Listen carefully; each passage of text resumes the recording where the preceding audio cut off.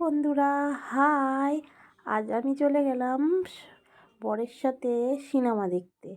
দেখো, রাধা স্টুডিওর পাশে চলচ্চিত্র সিনেমা হল চলছে এই সামনেটায়, বাঙ্গুর হসপিটালের সাইডে। আজকে এখানে চলে গেলাম। কতজন দাদাভাই দিদিভাইরা ঘোরাঘুরি করছে। সিনেমার শুটা শুরু হবে, ধূমকেতু সিনেমা এখন চলছে তাদের। আর চা খাওয়ার ক্যান্টিনে চা, কফি, বিস্কুট সবাই খাওয়ার জন্য কত লাইন দিয়ে দাঁড়িয়ে আছে।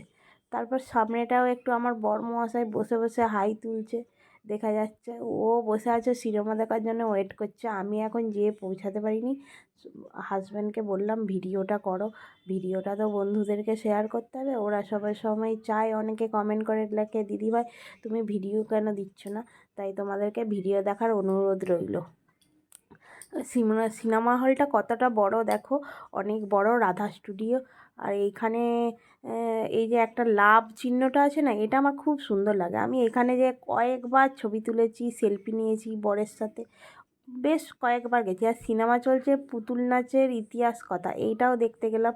দুজন হাজব্যান্ড ওয়াইফ দেখো দাঁড়িয়ে দাঁড়িয়ে চা খাচ্ছে, গল্প করছে। এনারা হয়তো একটু অভিনেত্রীও আছেন। একজন দেখো দাদাভাই আর দিদিভাই সেলফি নিচ্ছে। আর চলচ্চিত্র শতবর্ষ ভবন।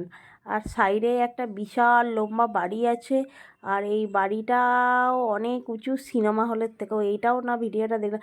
আর কাকটা দেখো কেমন ছুটে ছুটে ছুটে ছুটে আসছে দৌড়ে দৌড়ে। এই কাকটার মনটা মানে এই, আমিও অপেক্ষা করছি, বসে আছি সিনেমা দেখার জন্যে কখন থেকে।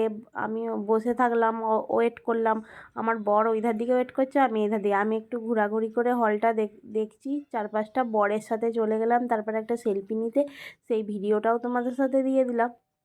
তোমরা কিন্তু সব কিছু দেখতে থাকো। এখন যাচ্ছি সিনেমা হলে ঢুকতে। Bye, tata.